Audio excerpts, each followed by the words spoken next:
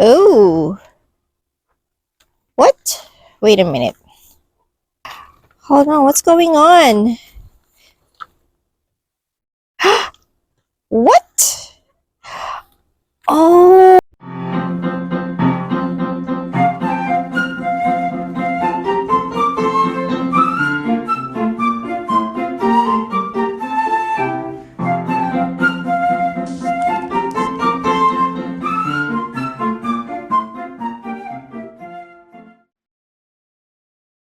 Hello everyone, my name is Anna and welcome to Cactus Caffeine. For today, I am going to have a couple of unboxing for you.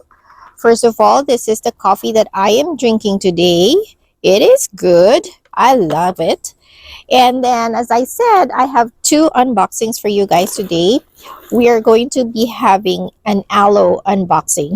Yes, an aloe unboxing. So, first, this envelope is from one of my viewers, Ezra, who lives in Minnesota. This actually came or arrived, I think, a month ago. I just wasn't able to show it to you guys. But Ezra sent me a few aloe seeds, hybrids that he made. So he has a note in here. He says, "Hey Anna, I'm so excited to send you these seeds I produced. I threw in Sinningia seeds as I thought you'd like the codex and flowers. Oh, that's something new. Also threw in some Euphorbia richae seeds. Not sure they'll germinate, but it's worth a shot. I will give it a shot." Yes, thank you, Ezra. All right, so let's see what Ezra sent me here. Okay, so first, this is the Sinningia irae. I'm not familiar with this, but it's a codex plant, so that will be interesting. It's a first for me. So like he said, these are hybrids that he made out of the aloes that he has in his collection. So this is Purple Haze crossed with Key Lime Pie. Oh, this one says it's just open pollinated. This is Castiglione hybrid, open pollinated, Purple Haze cross. Okay, so it's a Purple Haze crossed with something. This is the Euphorbia richae that he was telling me. We'll give it a shot. And then this one is Key Lime Pie crossed with a Castiglione hybrid. Okay, so watch out in my video when I start sowing these aloe seeds. I sow my aloe seeds similar to how I sow cactus seeds. The only difference is aloe seeds grow a lot faster. But watch out. I will be showing you how I sow these aloe seeds in my future videos. All right, so let's get on with this big box. So this box is sent by another viewer, Brian. Brian is from Puerto Rico, and he said he has here some aloes that he grew himself, and he wants to share some of them with me. So I actually got this, Brian, I got this 2 days ago, but I am so sorry I wasn't able to open it right away. But better late than never. This box is sealed real good. Okay, there's a hole here, so I'll just cut from this end. It has been raining so hard here the past couple of days. I wanted to film yesterday, but it was just the lighting was bad. It was dark. Plus it was raining and it was cold. Ooh. I was actually able to collect the most amount of rainwater this year. I was able to fill up, how many is that? Five-gallon buckets. So I have 25 gallons of rainwater reserved for watering. I could have gotten more, but I have no more buckets. All right, let me just take out all these packing peanuts and then I'll show you what I got in here. Alright, so I emptied the box here. Let's see what Brian sent me. Alright, here goes the first one. These are big and heavy. Okay. Oh. What? Wait a minute. Oh, wait a minute. Hold on, what's going on? What? Oh, I don't think this is the box from Brian. This is, it says Planta Seca. Well, I wasn't expecting this. I did not know Planta Seca is sending me something. I did not order this, so this is a gift from Planta Seca. Oh, I'm so sorry, guys. I was expecting really an aloe box from my friend Brian from Puerto Rico, but I was looking at the box and it did not exactly say who it is from, so I just assumed that this is from Brian. But anyway, let's get on with this surprise unboxing. I was surprised myself. I did a video recently of my order from Planta Seca. So I ordered for the very first time from them. Planta Seca, if you're not aware of them, they have a store in Northern California. And they also have an Etsy store. They have an Instagram. So you can order plants from them within the US. So long story short, I made a short video on my mystery box unboxing. So I ordered a $100 mystery box. After that, Planta Seca, messaged me and they were very thankful because and I thank you guys because they said they got a lot of orders after I released that video.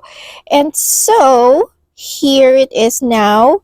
They sent me something and this is a surprise. This is a gift. So we have here, this is Sulcorebutia perplexiflora. Yes. Ooh, wow. This is a nice big clump. Ooh, I loved it.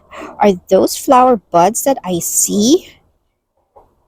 Oh yes, I think this is about to bloom. I just hope it will not, drop its buds. But I do see some red dots showing there. Spring is just around the corner. So anytime soon, yes, these cacti will start blooming. And let's see this other one here. That is why I was wondering why these two packages were heavy. Because they were not aloes. They are they are cactus. All right, so this next cactus that is sent to me by Planta Seca, this is a Sulcorebutia bicolor. Ooh, I love the flower on this one. If I'm not mistaken, this has two colors. That's why it's called bicolor. It has two colors on its flower. Again, a nice big clump and blooming. Look at those wilted buds from last season. So blooming size, very healthy looking.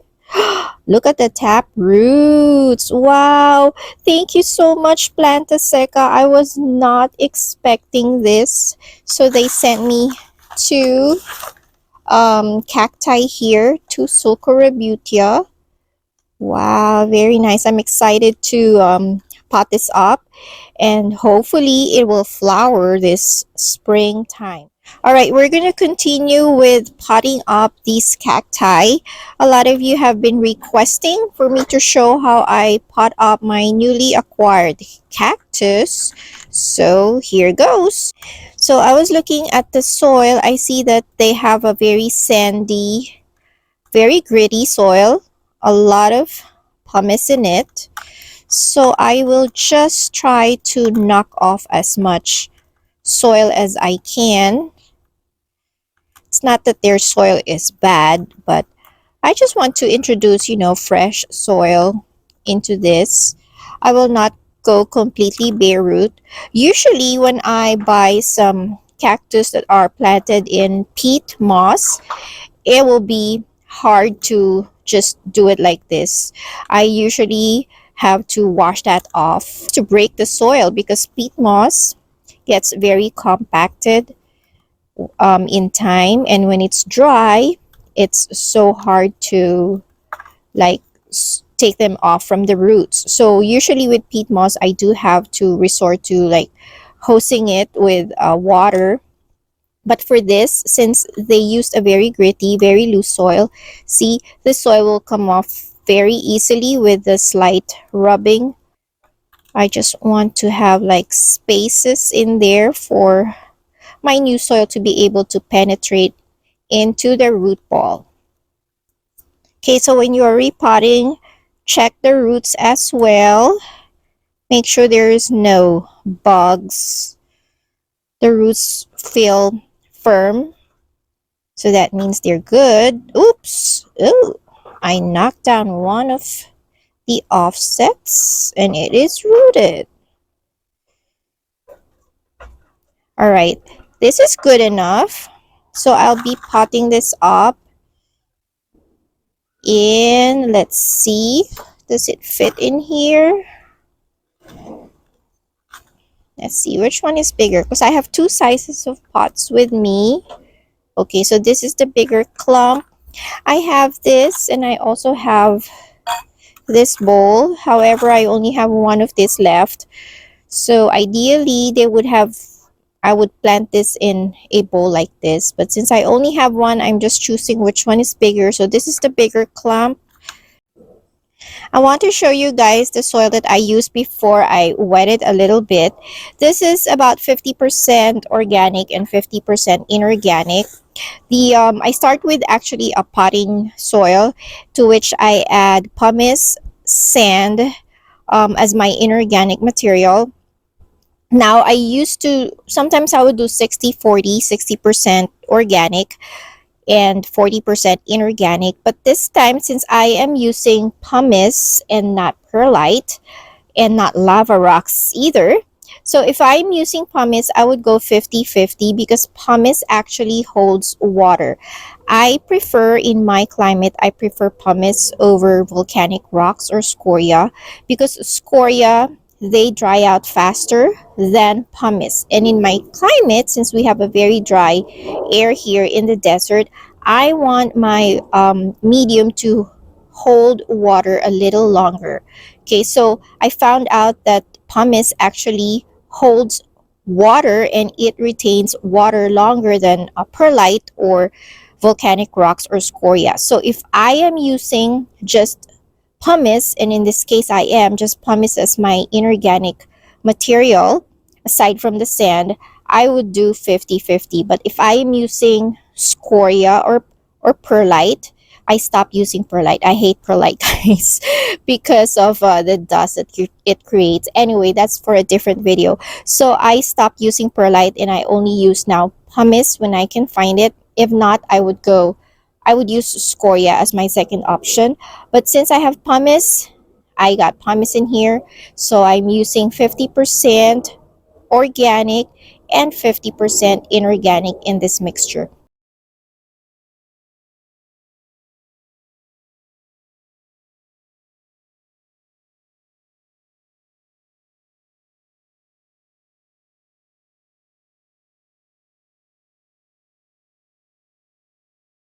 Now, I need to wet this a little bit because it is windy today and this is so dry and dust is just making me sneeze. So I'm going to wet this a little bit just for me to be able to handle this soil better. All right, my soil is a little damp right now. And to this, I will also add a little bit of slow release fertilizer, not too much. If I had worm casting, I would use worm casting. But since I don't have it, I'm going to use this slow release granules of fertilizer. It's one or the other, okay? So my go-to nutrient for my soil is worm casting, but when I don't have worm casting, I use slow release fertilizer granules. All right, here is my first cactus.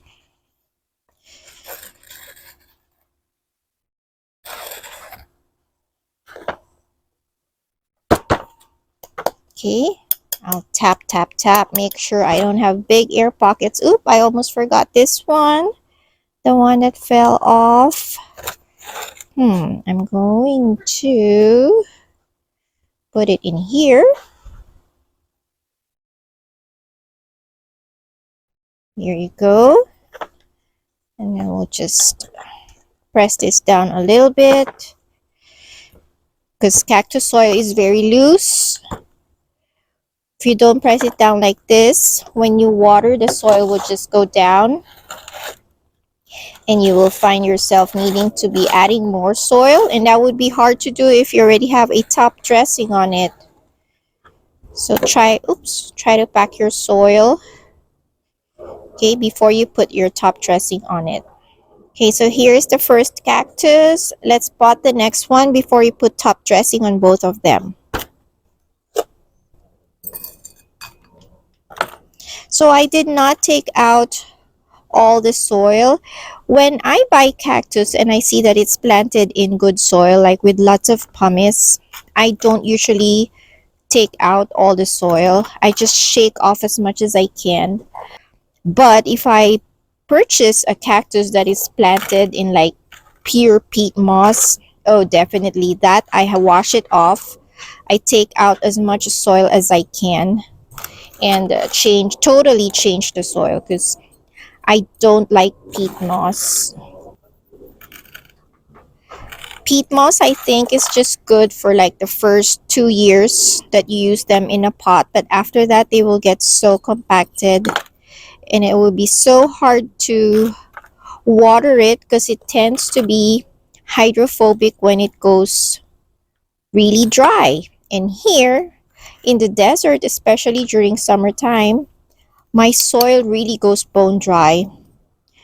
Not by choice, but just because we have very dry air. So during summertime, I find it hard to water my plants that are planted in peat moss soil because the water just sits on top of the soil and it takes such a long time before it will seep in through the soil.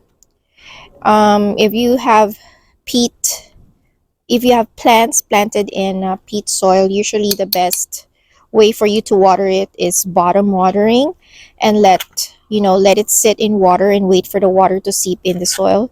But if you're like me who have like hundreds of potted plants, I have no time to bottom water my pots. That's why I don't like using peat moss. Okay. Give it a tap, tap, tap. Little bit of pressing.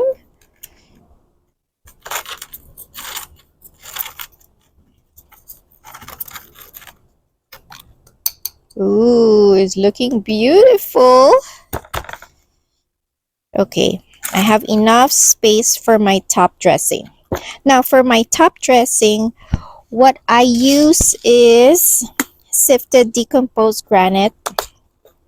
I find the larger particles from a bag of decomposed granite very aesthetic looking for desert plants because of the color, and it is cheaper for me to buy a big bag of decomposed granite and just sift out the fine material than buying decorative rocks. So this is one option if I don't have decorative rocks, and this is easy to purchase here in my area. So I am able to find a decomposed granite very easily. So this is what I would sometimes use as top dressing. Okay, one pot down. Now for this one, let me clear this out so I have more space to work in here. Okay, for this next one, we'll do the same thing. Now, I like to use top dressing because it helps keep the soil down or in place when I'm watering. Because usually some of the particles in the soil when I water, they're light and they would float to the top and the soil would spill over my pot. But if I have top dressing, they keep the soil in place when I water, especially if you have perlite in your soil. This will prevent the perlite from floating on top of your pot and spilling over. Another thing is the top dressing also helps somehow retain moisture in my soil. So if you guys live in a high humidity environment and you get lots of rain, you can probably not have a top dressing on your plants. It is really not necessary, but I do like using it, and it also looks good. It makes your potted cactus looks finished. All right, I think we are done. Let me clean my space and show you my two new beautiful cactus from Planta Seca. Here now are my two new cactus from Planta Seca. Check them out in their Etsy store. They have a website and you can also find them in Instagram. They sell young seedlings to medium-sized flowering cacti like these guys right here. And for those of you who have a little bit more of a budget, they also have specimen plants that you can purchase from them. Also, check out their mystery boxes. That's what I unboxed in my previous video. They have a $50 mystery box with a variety of cacti in it and a $100 mystery box. And thank you also to Ezra for my aloe seeds. Watch out for the planting of these aloe seeds in my future videos. Alright, if you like this video guys, don't forget to give me a thumbs up. Follow me on Facebook and in Instagram. And until next time, bye everyone and cheers!